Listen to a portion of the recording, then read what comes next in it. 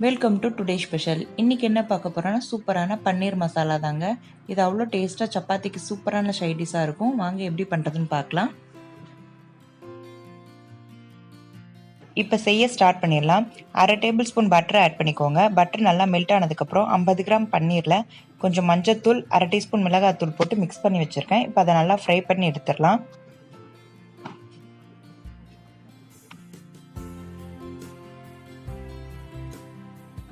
இப்போ நல்லா ஃப்ரை பண்ணியாச்சு, இதை எடுத்துடலாம். அதே கடாயில் 1 டீஸ்பூன் எண்ணெய் விட்டுக்கோங்க. அதில் ஒரு துண்டு பட்டை, 2 கிராம்பு, கல்பாசி, 2 ஏலக்காய், இதை நல்லா ஃப்ரை பண்ணிக்கோங்க.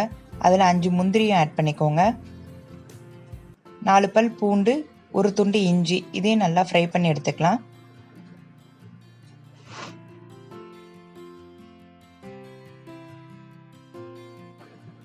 அதோட ஒரு பெரிய சைஸ் வெங்காயத்தை இதில் ஆட் பண்ணிக்கோங்க. இதையும் நல்லா வதக்கி விட்டுறலாம். இது நல்லா கோல்டன் ப்ரௌன் அளவுக்கு வதங்கணும். இப்போது மீடியம் சைஸ் 2 தக்காளியை கட் பண்ணி போட்டுக்கலாம். பெரிய தக்காளினா 1 போதும், சின்ன தக்காளினா 2 ஆட் பண்ணிக்கோங்க. இது நல்லா வதங்கட்டும்.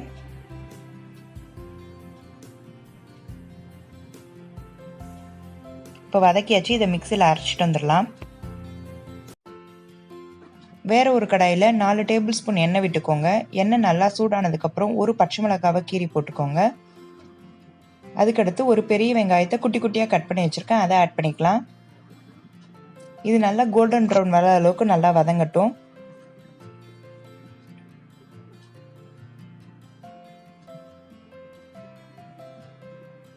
இந்த மாதிரி நல்லா வதங்கினதுக்கப்புறம் நம்ம அரைச்சி வச்சுருக்க பேஸ்ட்டை வந்து இதில் ஆட் பண்ணிடலாம்.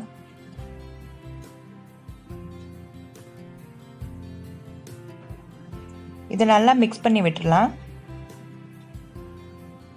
இப்போ இதுக்கு தேவையான மசாலா பொருட்களை ஆட் பண்ணிடலாம். 1/2 டீஸ்பூன் கரம் மசாலா,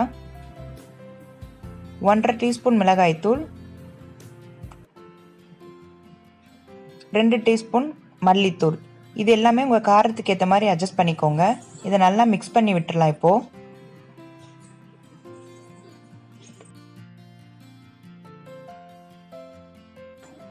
அடுத்து 2 டீஸ்பூன் கடலை மாவு வந்து நல்லா வறுத்து ஆட் பண்ணிக்கோங்க. இதுக்கு ஸ்கிப் பண்ணாமல் ஆட் பண்ணுங்கள். இது நல்லா ஃப்ளேவராக இருக்கும். ப்ளஸ் கிரேவி வந்து நல்லா திக்னஸ் கொடுக்கும்.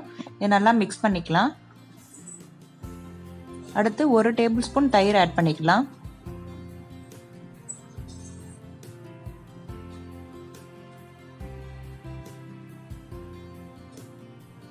இதையே நல்லா மிக்ஸ் பண்ணிடலாம். இப்போ தண்ணி எதுவும் ஆட் பண்ணலை. இதுலேருந்து எண்ணெய் நல்லா பிரிஞ்சு வரட்டும். அதுக்கடுத்து நம்ம தண்ணி ஆட் பண்ணிக்கலாம். இப்போ இதுக்கு தேவையான அளவு உப்பு ஆட் பண்ணிடலாம். இதை நல்லா மிக்ஸ் பண்ணி விட்டுருங்க. அடுத்து கொஞ்சம் மசாலா தண்ணி ஆட் பண்ணிக்கிறேன். இதையும் நல்லா மிக்ஸ் பண்ணி விட்டுடலாம்.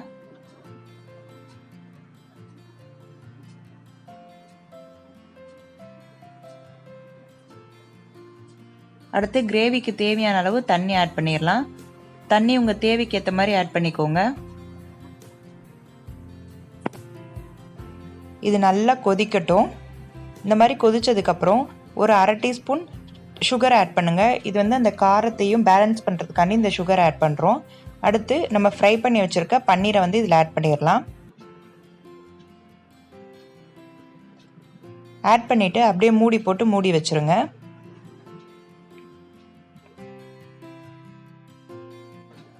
இப்போ ஓப்பன் பண்ணி பார்க்கலாம். ஓரளவுக்கு எண்ணெய் நல்லா பிரிஞ்சு வந்திருக்கு. இந்த டைமில் கொஞ்சோண்டு கஸ்தூரி மெட்டியை இதில் ஆட் பண்ணிடலாம். நல்லா கையில் உள்ளங்கையில் வச்சு நல்லா கசக்கி ஆட் பண்ணுங்கள். இது இல்லைனாலும் பிரச்சனை கிடையாது. கொஞ்சம் கொத்தமல்லி அளவு தூவுங்க, சூப்பராக இருக்கும். இது ஒரு வாட்டி நல்லா மிக்ஸ் பண்ணி விட்டுடலாம். இது 1 நிமிஷம் நல்லா கொதிக்கட்டும்.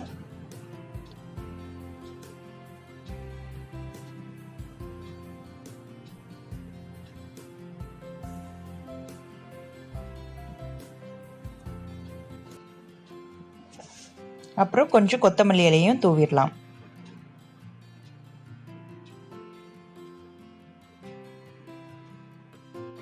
லாஸ்ட்டாக ஒரு 1/4 டீஸ்பூன் பட்டர் ஆட் பண்ணிக்கோங்க. அவ்வளோதாங்க, சூப்பரான பன்னீர் மசாலா ரெடி ஆயிடுச்சு. இதை நீங்களும் உங்கள் வீட்டில் கண்டிப்பாக ட்ரை பண்ணி பாருங்கள். ட்ரை பண்ணி பார்த்துட்டு எப்படி இருக்குன்னு எனக்கு கமெண்ட் பண்ணுங்கள். இந்த வீடியோ உங்களுக்கு பிடிச்சிருந்தா லைக் பண்ணுங்கள், ஷேர் பண்ணுங்கள், சப்ஸ்கிரைப் பண்ணுங்கள். மறக்காமல் பக்கத்தில் இருக்க பெல் பட்டனை